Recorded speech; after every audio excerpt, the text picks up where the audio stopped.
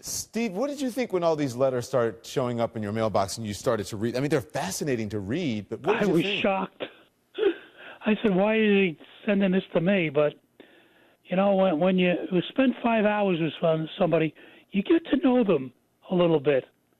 And he was still selling himself 3 years after the murder that he wanted to be infamous. Mm-hmm.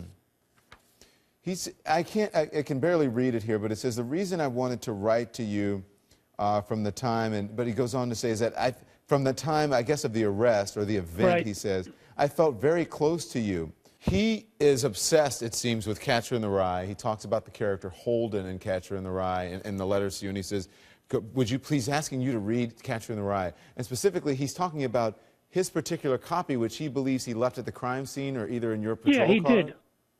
He left it at the crime scene. Did you ever give it back to him?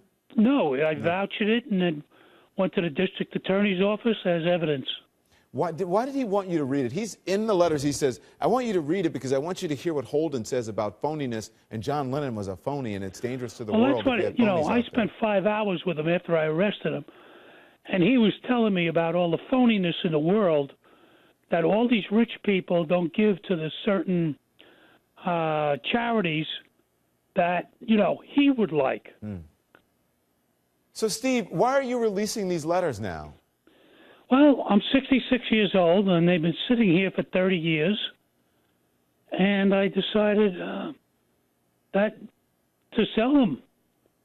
And I believe that the parole board should see that 3 years after this guy killed John Lennon, that he admits that he had a hit list. Now, the DA knows that, but a lot of people don't know that he had a hit list to serve his purpose. It wasn't just John Lennon. And that's important if the parole board's going to ever think of letting him out. You say in these letters that the sorts of things that are in these letters, that it would ensure that John Lennon's killer might never get paroled. You said because he had a hit list. Who else was on that hit list? I don't know what the parole board really thinks, but I think the world should know that there was a hit list.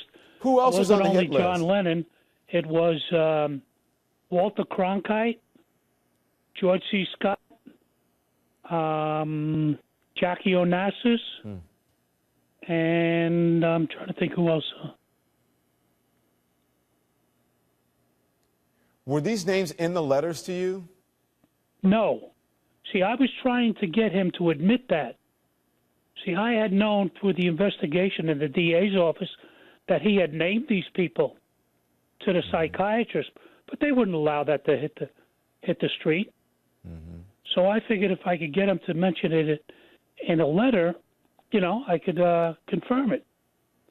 But he said other people would serve its purpose. And that's what he meant by that with the hit list. He says, you know, and the DA knows the names. Do you ever go back now to, on the Upper West Side, do you ever go back and walk by the Dakota? And Yeah, I've been there a few times. You know, it's not a great place to visit anymore.